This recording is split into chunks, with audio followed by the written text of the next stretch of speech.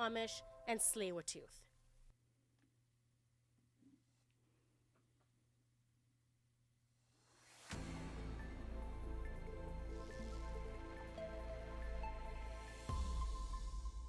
Good morning. My name is Caroline Doyle, and these are your 10:30 a.m. BCIT news headlines.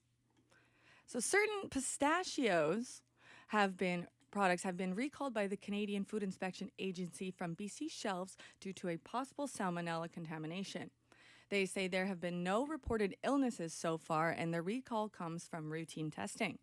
3 companies in Vancouver, Premier Nuts Enterprise, Aria Market, and Lena Market, have been asked to recall identified products that were sold between August 28th and October 11th.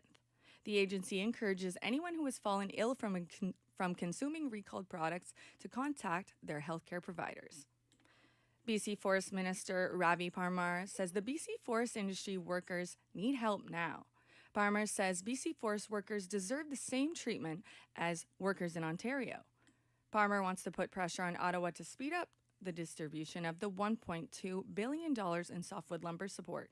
He says BC is ready to support their workers. The Department of Fisheries and Oceans Canada says Hello Ferry struck a humpback whale in English Bay. In a written statement from the DFO, it says it was informed about the collision by Hello Ferries, reporting accidental contacts with marine mammals are part of routine regulations for operators of vessels. Hello Ferries says their bridge team immediately initiated evasive action and executed a crash stop maneuver and followed all reporting protocols. It was reported that the whale swam north after being struck, but there are no additional details released about its condition. Selkirk College says it's closing one of its 3 campuses in Nelson at the end of the academic year. The college, which serves southeastern BC, says this comes after what is an unprecedented and sudden drop in tuition revenues. Selkirk College is among multiple institutions that have announced cuts in staff and programming due to financial pressures caused by the federal government's decrease to the number of international student permits. Here's our producer, Patrick McConnell, with some updates on stories our reporters are chasing today. Today, reporter Thomas Adams is finding out how Vancouverites are celebrating Diwali, and Gabe Liesi talks Blue Jays with local businesses. And later on, a feature on how unions are relevant today. Stay tuned for that. Back to you, Caroline. Thank you, Patrick.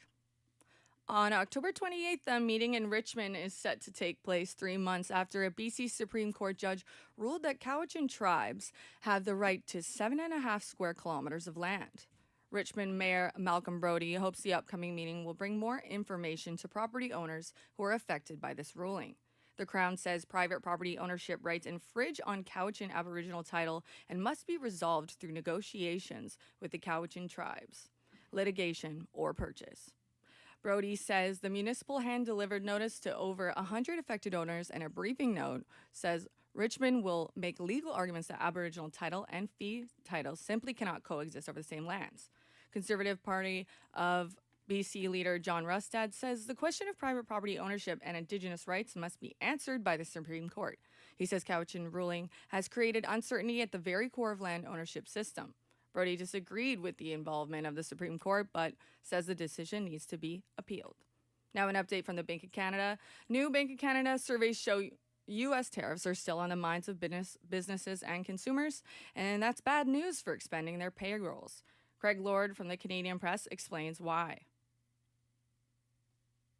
The Bank of Canada's Business Outlook survey released this morning shows lingering questions about the trade dispute are holding many firms back from expanding their payrolls. The central bank's broad measure of business confidence has improved a bit from the second quarter of the year, but remains well below historical averages. Despite most exporters having tariff-free access to the United States, many firms in the steel and aluminum industries say they doubt that overseas markets will make up for lower U.S. sales. The Bank of Canada also released its consumer survey today, showing most Canadians feel a bit better about their financial health despite lingering tariff concerns. Craig Lord, The Canadian Press, Ottawa. Now for international news, U.S. President Donald Trump commuted the sentence of former Republican Congressman George Santos. He only served a few months of a 7-year sentence for wire fraud and identity theft. ABC's Rachel Scott has more.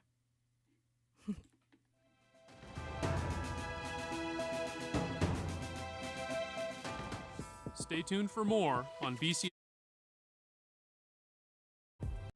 It's your career, your vision, your goal. Navigate it your way. Flexible learning is designed for you. Learn a new skill or earn a degree at your own pace. BCIT, flexible learning for a complex world.